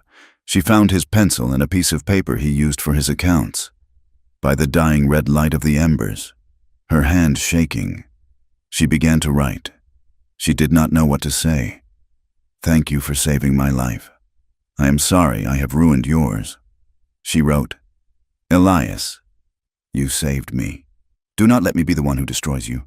I cannot be the woman you kill for. I cannot be the woman who keeps you a prisoner here, fighting the world. You deserve your dream, the one with the cabin by the creek, the one with the glass windows. You cannot build it with me. I bring only shame. I am going. Do not follow me. I will go back east, or I will go where no one knows me.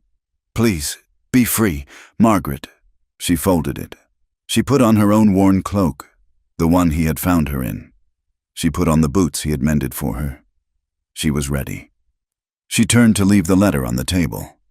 He was sitting there. He was not asleep. He had not been asleep. He was sitting at the table, in the shadows, watching her. He had watched her get out of bed. He had watched her write. She gasped, her hand flying to her mouth, the letter dropping to the floor. He looked shattered. The moonlight caught the scar on his face, but it was his eyes that held her. They were filled with a bottomless, silent ocean of pain. He was not angry. He was crushed. "You're leaving," he said. It was not a question. "Elias," she whispered, her whole body trembling. I cannot." "You are afraid," he said, his voice rough. "Of me? No," she cried, the lie sharp. "Yes, not of you, of this, of what I am doing to you. You threatened to kill that man." "And I would have," he said, his voice flat. "That is what I mean," she said, tears starting to stream down her face. "I am the woman who was discarded, the woman who was shamed, and I brought it here. I brought it to your home. And now you are becoming a monster for me. I will not be the reason you hang." He stood up, but he did not come toward her. He stayed by the table. "You think I am him," he said. "You think I am Alistair. You think I am holding you, protecting you to own you." She could not answer. It was too close to the truth. He looked down at the floor, at the fallen letter. He did not pick it up. "I won't stop you," he said, his voice so low she could barely hear it. This, more than any violence, broke her heart. He was not going to bar the door. He was not going to trap her. He was going to let her go. "Go, then," he said. "If you think that is who I am, then you should go. Go before the pass is swarming with men like Hogue. Go now, while the moon is up." He walked past her. He went to his pack and pulled out a thick wool blanket and a strip of dried venison. He pushed them into her hands.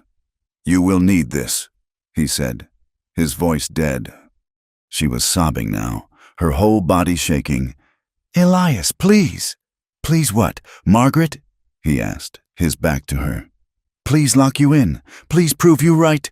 He turned. His face was streaked with tears. She had never seen him cry. It was a terrible, silent grief, the tears tracking paths through the stubble on his cheeks. "If you go," he said, his voice breaking, "take my name with you." She looked at him, confused. "Take it," he said, his voice fierce, desperate. "You are Mrs. Thorne. You tell them that. You tell them you are a widow. You tell them your husband died on the mountain. It will keep you safe. It will give you a story." He was giving her the lie, the only thing he had. "You already have my heart, Margaret," he whispered. "You might as well take the name that goes with it." He opened the door. The cold night air rushed in. A physical blow.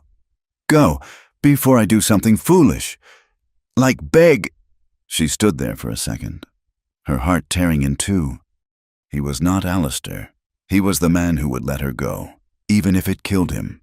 But her fear was stronger. Her shame was stronger. She ran out the door, into the snow and the moonlight, clutching the blanket and the dried meat. She did not look back. She walked for miles. The moon guided her down the pass.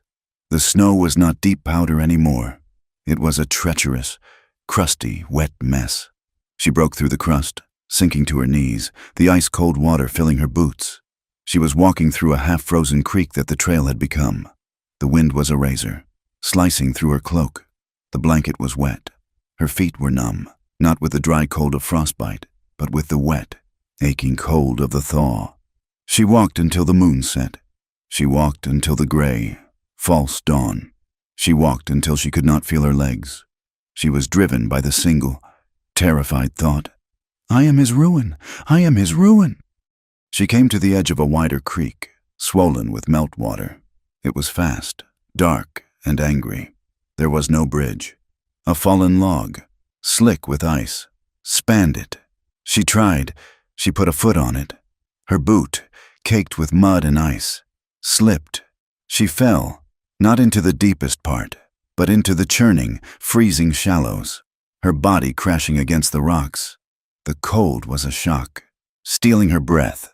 She clawed her way to the bank, dragging herself out. She was soaked.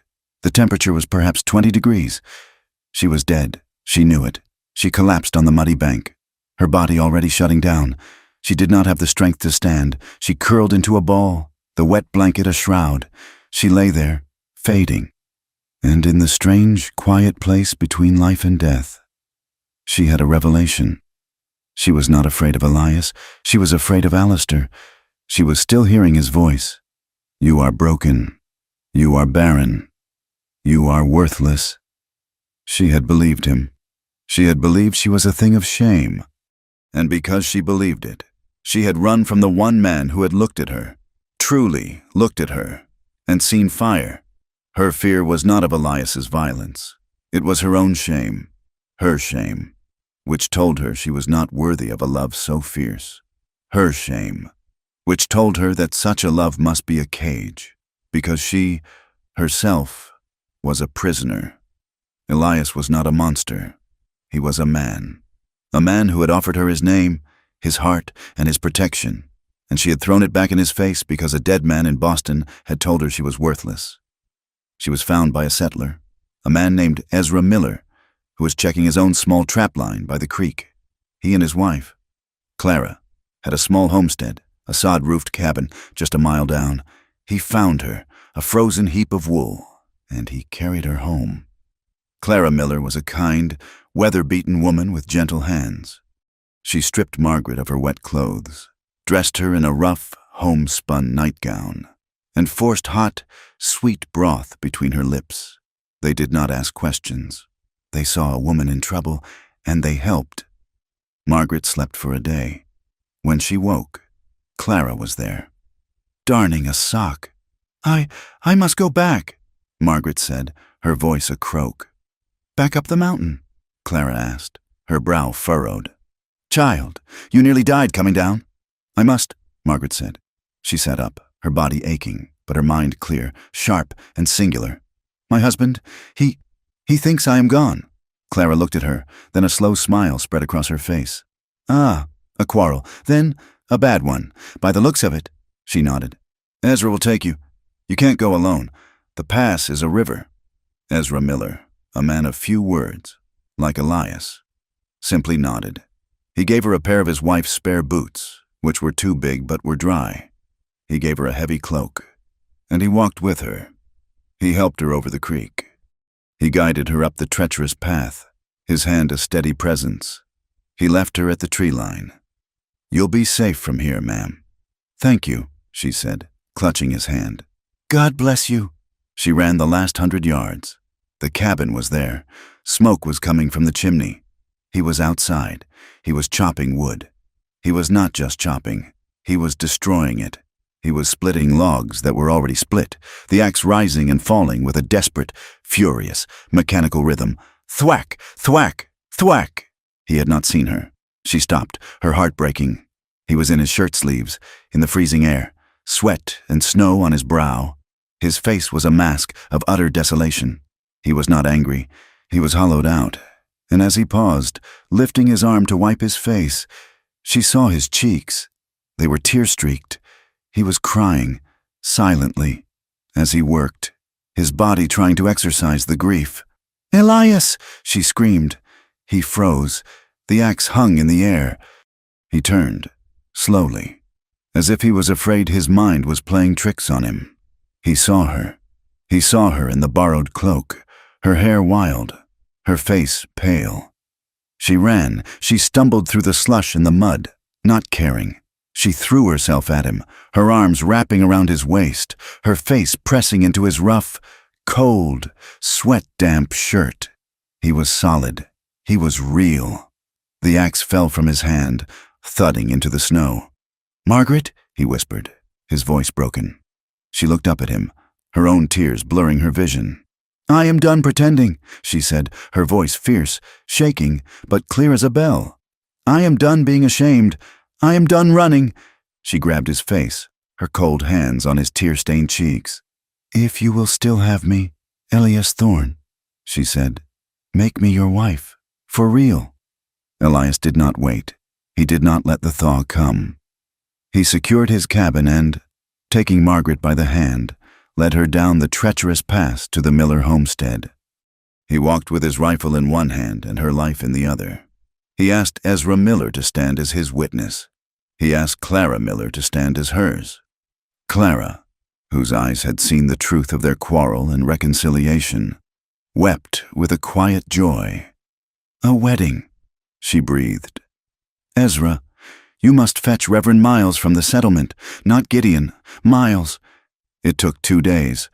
2 days they stayed with the Millers, in a small, clean room, sleeping on a separate pallet. It was a mark of respect. A pause. The lovemaking in the cabin had been a desperate finding. This, now, was a formal beginning. The wedding was not in a church. It was held in a small, wind-scrubbed clearing just above the miller's homestead, a place where the new spring grass was already pushing through the snow rot. The sky was a sharp, aching blue. The wind was cold, but the sun was warm. Reverend Miles was an old man with a kind, watery gaze, who understood the laws of God but also the laws of survival.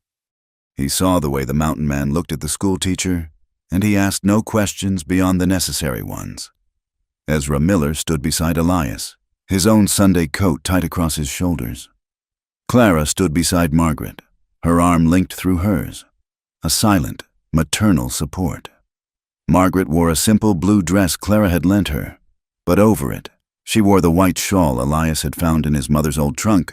It was fine wool, yellowed with age, but clean. And for the past 2 days, Elias had sat by the miller's fire, not talking, but carving. He had carved 4 small buttons from a piece of deer antler, polishing them smooth, and he had sewn them onto the shawl himself, his large, rough fingers surprisingly deft. It was her something new, and her something old. "Do you, Elias Thorne, take this woman, Margaret Hale, to be your lawfully wedded wife?" Reverend Miles asked, his voice thin in the vast, open air. Elias looked at Margaret. He did not see the Reverend. He did not see the Millers. He saw the woman who had run from him, and who had, by some miracle, run back. His voice was a low rumble, a vow that shook the air. "I do. And do you, Margaret Hale, take this man, Elias Thorne, to be your lawfully wedded husband, to have and to hold, in sickness and in health, for richer or for poorer, till death do you part." Margaret looked at the man who had pulled her from the snow, the man who had slept on the floor, the man who had brought her frozen flowers, the man who had been willing to kill for her, and, more terrifyingly, willing to let her go. She had been parted from one husband by death, and from one fiancé by shame. This was the first time she was choosing, not in fear, not for position, but with her whole, broken, and now, somehow, whole heart. "I do," she said, her voice clear and strong. It was not a whisper. It was a declaration. "Then, by the power vested in me," the Reverend said, smiling, "I pronounce you man and wife." Elias did not wait for the prompt. He lifted his hand, not to her face, but to the white shawl. He touched one of the antler buttons he had carved. Then, his eyes locked on hers. He leaned in and kissed her. It was not the desperate, finding kiss by the fire. It was not the hungry, relieved kiss by the woodpile. It was a public, proper, and profoundly true kiss. It was a promise. They walked back to the cabin. Ezra and Clara had insisted on coming, on bringing a basket of food, a proper wedding supper. They ate at the small table, the 4 of them, the cabin filled with a warmth it had never known. The Millers left before dark, Clara pressing Margaret's hand, her eyes shining. And then, they were alone.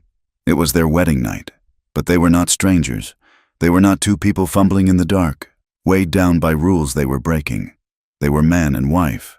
The pretense, the lie that had saved them, was finally gone, replaced by the truth. The cabin was quiet.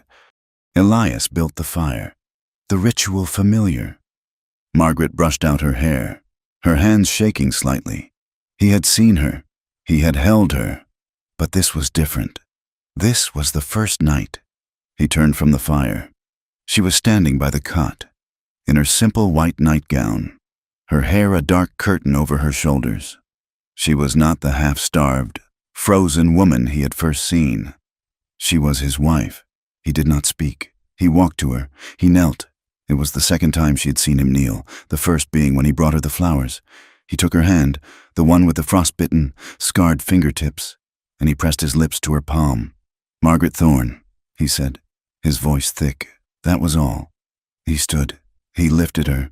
He carried her to the cot as if she weighed nothing. They did not explore each other with hesitation. The time for that was long past. They explored each other with a new, raw, devastating honesty. The emotional weight of the past months, the fear, the shame, the loneliness, the desperate, unspoken need. It finally broke. This was not the careful, reverent first time, nor the quiet comfort of the nights that followed. This was a claiming. It was a hunger released, a trust so absolute that there was no room for shame. He was not afraid of breaking her. She was not afraid of being discarded. His touch was not just reverent, it was possessive. His lips, his hands, they mapped her body. Not as a nurse, not as a comforter, but as a husband. He unlearned her shame with his mouth. He unwove her fear with his hands. He showed her, with a slow, burning intensity, that she was not broken, that she was not barren, that she was not a comfort. She was a fire, as he had said, and he was a man who craved the heat. And Margaret, she met his hunger with her own. She was not passive. She was not a tearful victim. She was a willing, active participant in her own joy. She touched his scar, not with pity, but with a fierce acceptance. She learned the landscape of his back, the hard muscles of his shoulders, the calloused strength of his hands. When the release came, it was a storm. It was a shattering. Margaret cried out, not in fear, but in a profound, soul-deep liberation. And Elias, he held her, his body shaking, his own release a groan that sounded like a prayer. They lay tangled, slick with sweat. The fur blankets kicked to the floor, the fire burning hot. She was crying.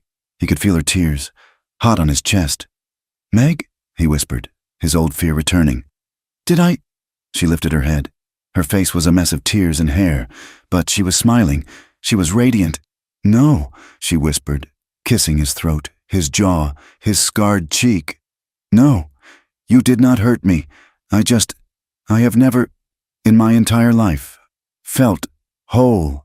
Until this moment. I am not cold. Elias, I am not cold anymore." He crushed her to him, his heart too big for his chest. And he knew, that the mountain had not just saved her, it had saved him. They spoke in the darkness, their bodies still pressed close. The future, once a terrifying white void, was now a map they could draw together. "The judge," he said, his voice quiet, his hand stroking her hair. "Back when Cully died, he said if I ever wanted to be a free man, I had to come down from the mountain. I had to rejoin." "Is that what you want?" she asked, her heart tensing. I want what you want," he said, and it was the simplest truth. "I want to be where you are safe, where you are not whispered about, where they cannot come at you."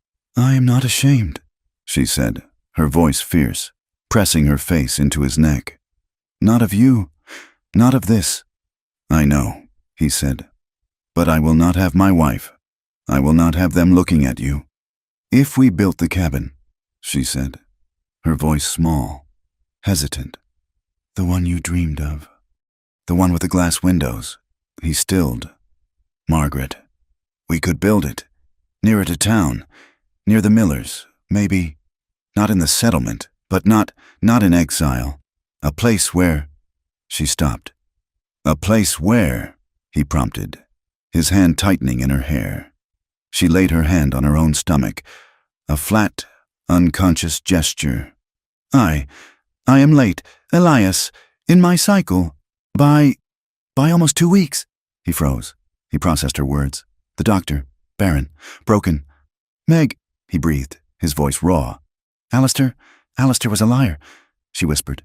"The doctor, perhaps he was wrong, too, or perhaps my first son. Perhaps it was just a tragedy, not a judgment, not a brokenness." He rolled, pushing himself up on one elbow, his shadow looming over her in the firelight.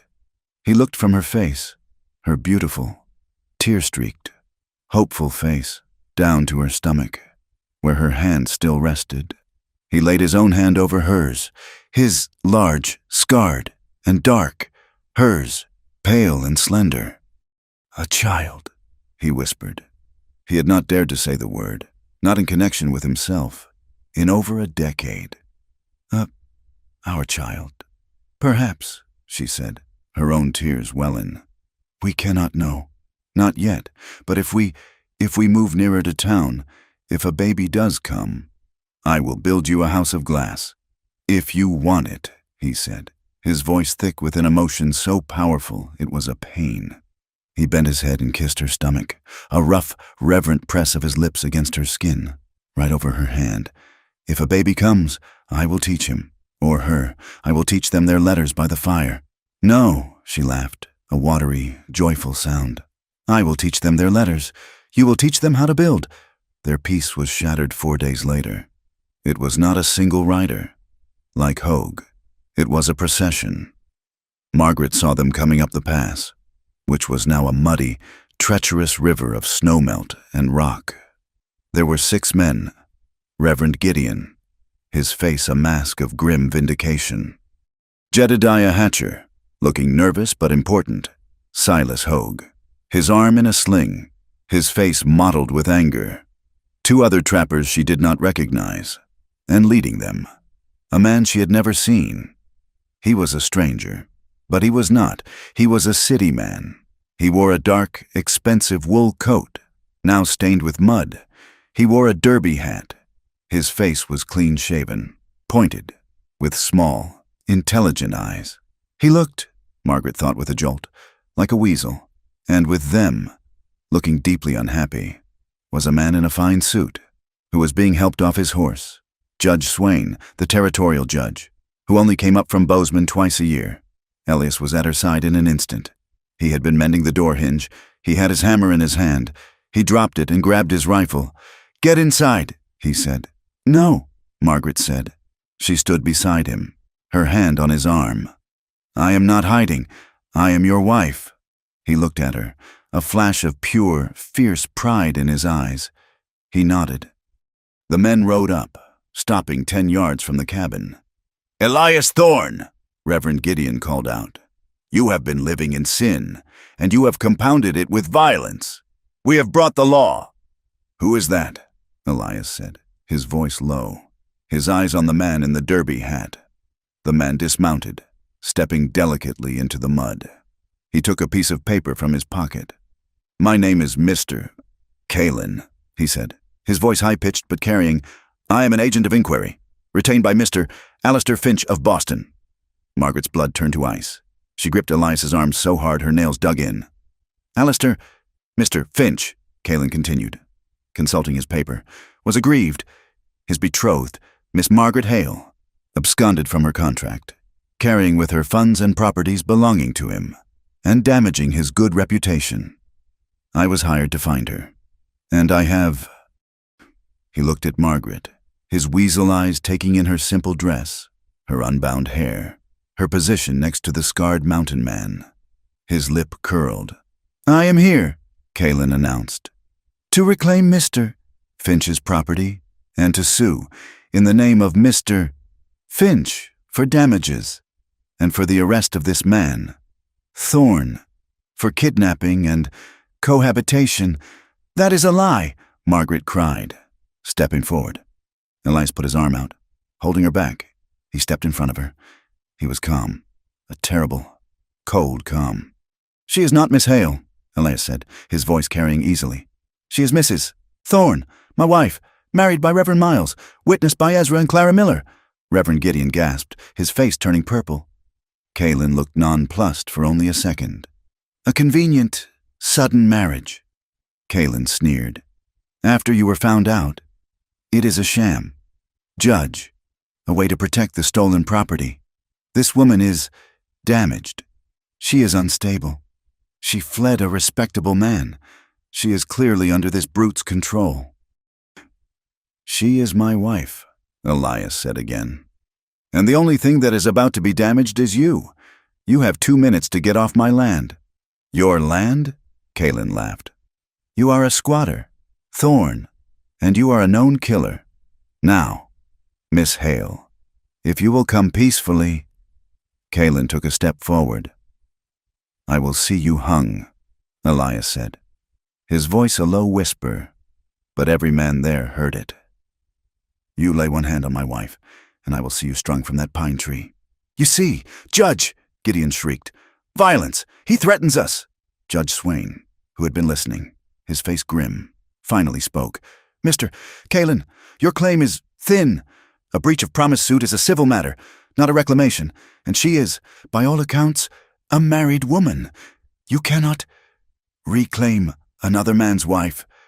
Kaelin's face flushed. He was losing. He looked at Margaret, his eyes filled with spite. He had been paid to bring her back. "She will come with me," Kaelin hissed, and he lunged. He was not lunging for Elias. He was lunging for her. He grabbed her arm, his fingers biting into her flesh. "You are coming now, you harlot." It happened faster than a breath. Elias did not shoot him. He dropped the rifle. He hit Mr. Kaelin. It was not a punch. It was a blow, a solid impact of a fist that could split logs. It landed in Kaelin's chest, and the sound of ribs snapping was loud in the thin air, like dry wood. Kaelin's eyes widened, all the air leaving his body. He crumpled. Elias was not done. He was a force of nature. He grabbed Kaelin by his fine wool coat and hit him again, in the face. Silas Hogue and the other trappers, startled from their shock, rushed forward. "Stop him! He'll kill him!" Elias roared. He threw Hogue back, his good arm sending him flying into the mud. Margaret stumbled, falling hard on the rocky, thawing ground, her elbow striking a sharp stone. "Elias!" she screamed. The trappers and Jedediah Hatcher grabbed Elias, pulling him off the unconscious, bleeding Kaelin. Elias fought them, a terrifying, primal strength, his eyes fixed on the man who had touched his wife. "Stop!" Judge Swain bellowed, his voice carrying the weight of the law. "In the name of the territory, stop!" Elias froze. He was breathing like a winded bull, his chest heaving, his fists still clenched. The men held him, afraid to let go. Margaret pushed herself up. Her arm was bleeding, a long, ugly scrape. Mud was matted in her hair. She looked wild. She did not go to Elias. She did not tend to her wound. She walked, her head high, and stood between her husband and the crowd. She stood in front of Elias, protecting him. She faced Judge Swain. "I am not ashamed," she declared, her voice ringing in the clearing. The men went silent. "Not anymore." She pointed a bleeding finger at the man on the ground. "That man speaks for a coward who left me for dead. He calls me property. He calls me damaged."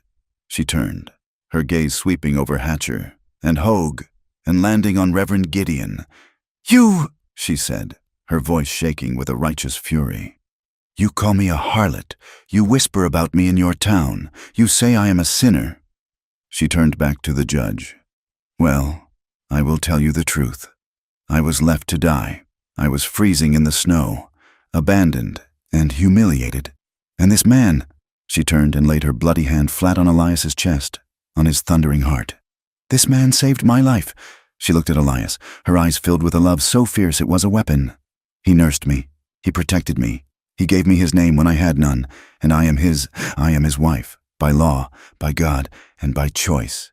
He saved my life. And I," she said, turning back to the judge, "am not ashamed of him." The clearing was silent. Reverend Gideon looked at the ground. Hatcher shuffled his feet. Judge Swain looked at the bleeding woman, at the mountain man she was defending, and at the sniveling, broken agent in the mud. He had seen a lot of frontier justice. This was the truest kind. He cleared his throat. "Mr. Kaelin," he said, "your claim is dismissed. You will be escorted back to Bozeman. If Mr. Finch wishes to pursue a civil suit, he may do so, but he will not find a sympathetic court in my territory." He looked at Kaelin, who was groaning, holding his chest. "Assaulting a married woman. You are lucky, Mr. Thorne did not, in fact, hang you." He turned to Elias. The trappers had let him go. He was standing, his hand now covering Margaret's, holding it tight to his chest. "Elias Thorne," the judge said, his voice stern, "you are a violent man. You have proven that, twice.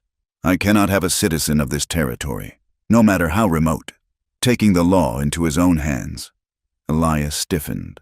"But," the judge continued, a small, weary sigh, "I also believe in defense. You acted in defense of your wife.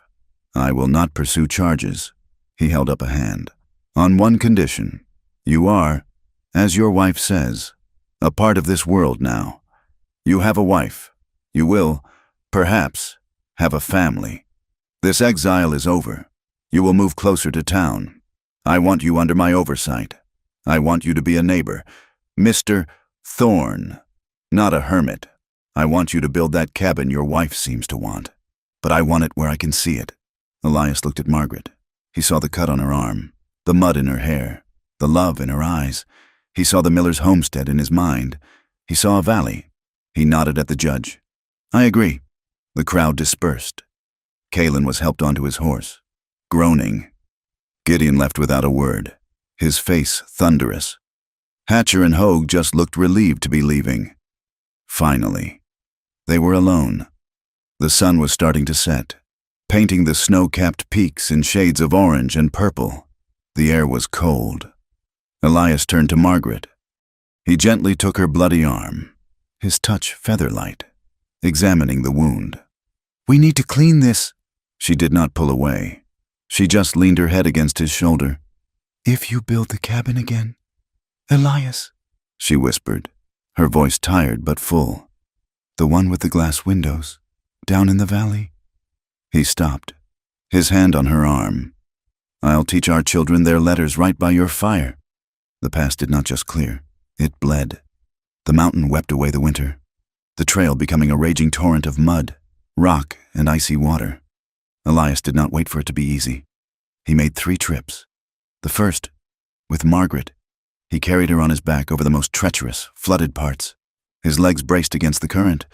He left her with the Millers, in the safety of Clara's care. The next 2 trips, he went alone, a pack mule in tow. He salvaged what mattered. His traps, his tools, his mother's trunk. He took the cured pelts, his winter's work, which would be their stake. He took the iron stove, the pots, and the single-worn book of Shakespeare. He looked at the cot, the table, the bearskin rug where he had first laid her. He left them. He did not burn the cabin, but he barred the door. It was a tomb, a memory. He was done with it. He did not build in the settlement. Judge Swain's condition had been nearer to town, not in it. Elias understood oversight, but he could not abide being fenced. He chose a piece of land 2 miles south of the settlement, in the same valley as the Millers, but on a rise of land that looked up toward the mountain pass, a place, as Margaret said, that could see both where they had come from and where they were going. He bought the land with the profits from his pelts, a sum that surprised the men at the trading post and quieted a few of the whispers. A man with that many fine skins was not a brute. He was a master of his craft. The building of the house was a thing to watch.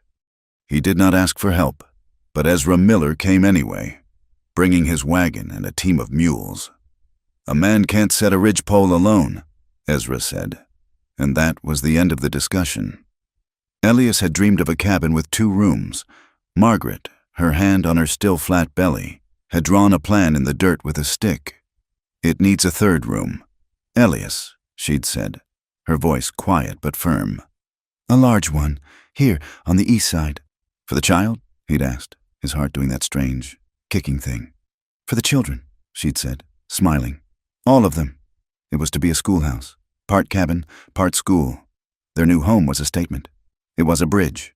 Elias built with a speed and precision that drew silent, respectful audiences. He felled the trees, hewed the logs, and notched them with an axeman's artistry. The scar on his face was tight with concentration, not anger. Ezra Miller, and sometimes Ezra's oldest boy, helped him raise the walls. Elias worked without pause, his movements economical, powerful. He was not just building a house. He was building his dream. He was building a fortress. When the walls were set, he rode to Bozeman. He was gone for a week.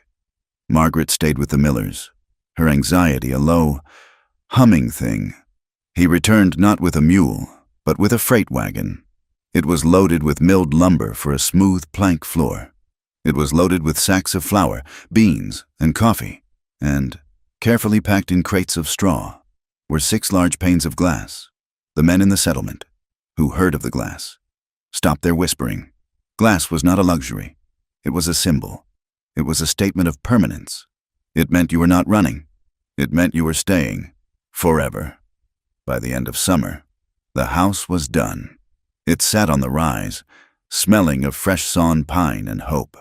The main room was their living space, with a big stone hearth Elias had built. The second room was their bedroom, and the third, the largest, was flooded with morning light from 3 of the precious glass windows. It was lined with benches Elias had made and a proper blackboard, which he had bought in Bozeman along with the glass. Margaret began teaching again. At first, no one came. The settlement was still wary. Reverend Gideon was still preaching, more quietly now, about the dangers of worldly defiance. The rumors of the spring had not been forgotten. Margaret was still, to many, the woman of the mountain. She did not wait. She walked to the Miller homestead. "Clara," she said, "your children, may I teach them? Reading, their letters, their sums. I ask for no payment." Clara Miller looked at her friend, at the deep, settled peace in her eyes, and nodded. "My Tom and my Mary, they will be your first, and they will be proud of it." So the school began with 2, Tom and Mary Miller, scrubbed and shy, sat on the new pine benches. Margaret gave them slates. She gave them chalk. And her voice, the one that had read Shakespeare to a scarred trapper, now wove magic with the alphabet. Word spread. The Miller children were learning to write their names. They were learning numbers. A week later, a small, dirty boy appeared at the door. He was barefoot, in a torn shirt.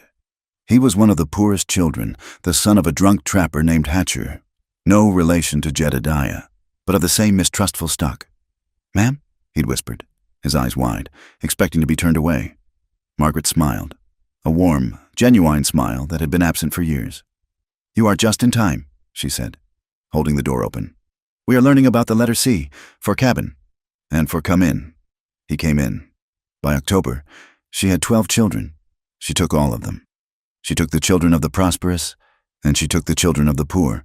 She took the clean and the dirty. She did not ask for money.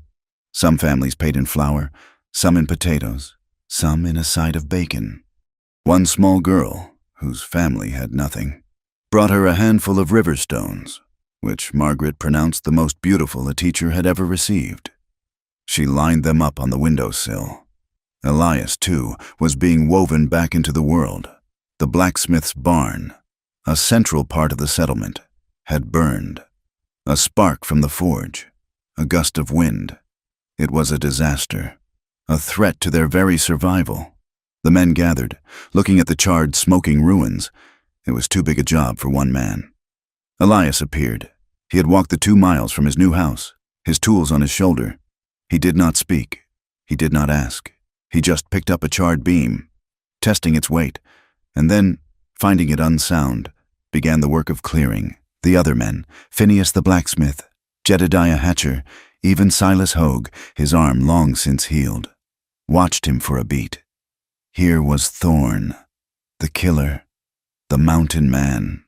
He was also the finest axeman and carpenter any of them had ever seen. Phineas, a practical man whose livelihood was in ashes, picked up a shovel. "Well," he grunted, nodding at Elias, "we're burning daylight. You take the north wall, Thorn. You seem to know which way a tree wants to fall." It was acceptance. It was a beginning. Elias worked for 4 days, sunrise to sunset. He did not talk. He worked. He raised beams the other men struggled with. He cut new joints that fit with the precision of a puzzle. He did the work of 3 men in silence and with a terrifying, focused competence. On the 4th day, the last rafter was set. The skeleton of the new barn stood against the sky. The men were exhausted, covered in soot and sweat. Phineas the blacksmith walked over to Elias. He was holding a jug of water. He passed it. Elias drank, his throat raw, and passed it back. Phineas clapped him on the shoulder. A heavy, resounding blow. "Good work, Thorn," he said, his voice loud for all to hear. "Damn good work." Esai Elias nodded. "Once." He wiped his face, put on his shirt, and walked the 2 miles home. When he got there, He found Margaret sitting on their new porch. Not alone. Clara Miller was there, as she often was, but with her, looking stiff and uncomfortable, were two of the other settlement wives. One was Mrs. Hatcher, the other was the blacksmith's wife, Mrs. Phineas. They had come, their bonnets stiff, their hands full. "Mr. Thorne, Mrs." Phineas said, her voice nervous but kind. "My husband, he says you have saved us. He says the barn is better than the first." "He is a strong man," Elias said, his gaze finding Margaret's. We brought some preserves." "Mrs." Hatcher stammered. She had been one of the loudest whisperers. Now, her face was red. "For the school, and for the baby." She held out a jar of pickled beans. Margaret, her own body just beginning to swell with the first gentle curve of her pregnancy, stood up. She took the jar. She did not smile in triumph. She smiled in welcome. "Thank you, Mrs. Hatcher," she said, her voice warm. "I will open these for supper. Elias is partial to pickled beans." The women left. The ice was broken. The whispers had not died.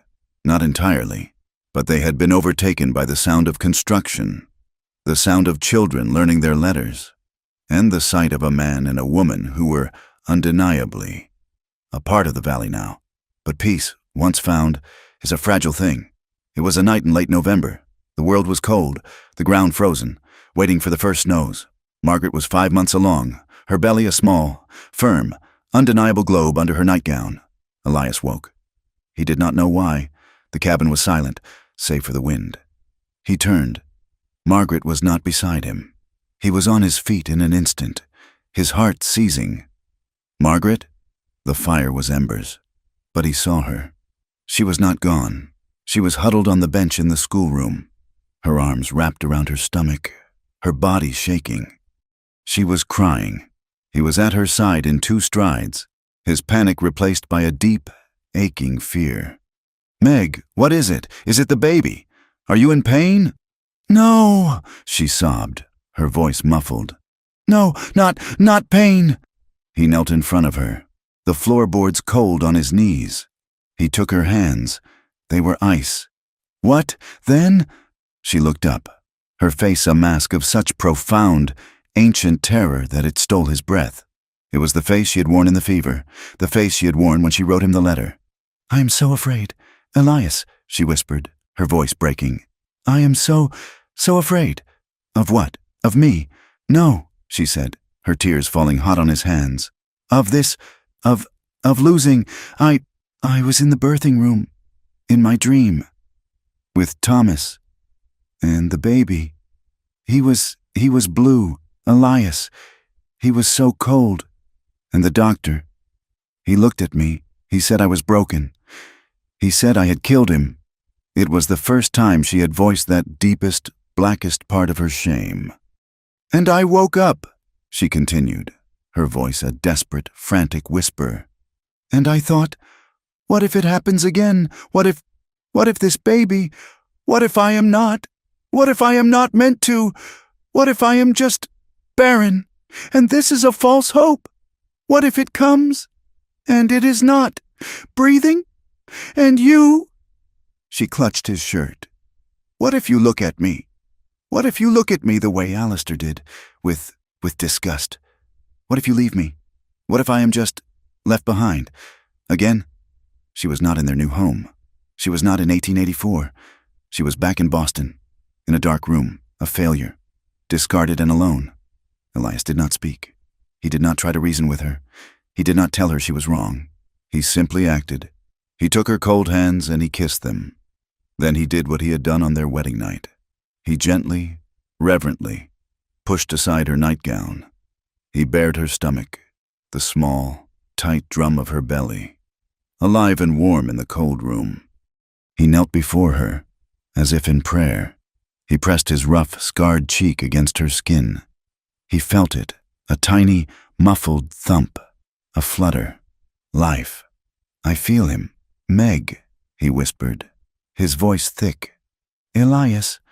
"No," he said. He raised his head. His own eyes were wet. "You listen to me. I am not Thomas. I am not Alistair. I am your husband.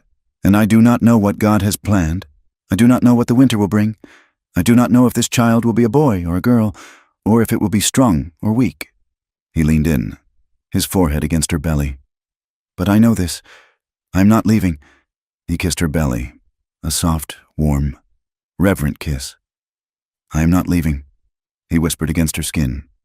"Not if the baby is born crying, and not if it is born silent. Not if you give me 10 children, and not if you give me none." He looked up, his gaze locking with hers, a vow as powerful as the one he'd spoken in the clearing. "You are my wife, Margaret. You are the fire. You are not broken. You are whole, and no matter what happens, I am not leaving. Not now. Not ever." He did not let her stay on the bench. He lifted her. He carried her back to their bed, and he held her, his hand spread protectively over her stomach, his lips against her hair, until her breathing slowed, until her trembling stopped, and until, finally, safe and warm, she slept. 2 weeks later, the first snow of the next winter began to fall. It was not a storm. It was not a blizzard. It was a gentle, quiet coming. Large, perfect flakes, drifting down from a gray sky, hushing the valley. Margaret was standing at the new glass window, one of the schoolroom windows, watching it. She was heavily pregnant now, her body round and full, her movements slow. She smiled, a small, private smile, as the flakes began to cover the mud. Elias came up behind her. He did not speak. He just watched her. He saw the peace on her face. He saw the way the snow kissed the glass. "It's beautiful," she whispered. He put his hands on her shoulders, then slid them down, wrapping them around her. His hands splayed across the high, tight swell of her belly. He could feel the child, restless, strong. "It is cold," he murmured, his chin resting on the top of her head. "You should be by the fire." "I am not cold," she said, but she leaned back against him, her full weight, her trust, her life. He stood there, holding her, holding their child, watching the snow fall. It was the same snow that had almost killed her, the same snow that had brought her to him. He turned her in his arms. He looked at her, her face full, her eyes clear, her skin glowing with life. "You're too heavy to be standing," he said, his voice rough. "I am not." She laughed. "You are," he said, and with a grunt, he bent and scooped her up. He lifted her, pregnant and heavy, as easily as he had lifted her when she was a broken, frozen thing. He carried her. He carried her out of the schoolroom, into their room, and he did not put her down. He carried her to the hearth, where a great fire he had built was blazing. He sat down in the large chair he had made for her, a rocker, and he sat her on his lap. She settled against him, a perfect, heavy fit. He wrapped the blanket from the chair around both of them. They sat in silence for a long time, watching the snow fall outside the glass window. The world was quiet, white, and clean. "It began in a snowstorm," Margaret whispered, her head resting on his chest, her hand on top of his, where it rested on her belly. "I was so afraid of the cold." "And now?" he asked. She shifted, tilting her head back to look up at him. She saw the scar, softened by the firelight. She saw the dark, quiet eyes, no longer haunted, but full of her, full of their life. "And I'd marry you again. Elias," she whispered. "Even in the cold, I would marry you again, every winter, for the rest of my life." He lowered his head. He kissed her. It was not the kiss of passion, of hunger, of desperation. It was not the kiss of a promise. It was the kiss of arrival. It was a quiet, enduring kiss. A kiss that tasted of wood smoke and of home. It was the kind of love that survived storms and shame, and a world that had tried its very best to keep them apart. And it was the kind of love that would, he knew, keep them warm, no matter how deep the snow fell. Thank you so much for listening to this story. I truly hope it brought you some warmth. My name is from Wild West, and I love telling these stories. I'm curious. Where in the world are you listening from? Please let me know in the comments. If you enjoyed this, I'd be so grateful if you'd subscribe to the channel. From Wild West, so you don't miss the next story. And please, share your thoughts in English. What did you feel? What did you think of Margaret and Elias? Your words mean the world to me. Thank you again, and until next time,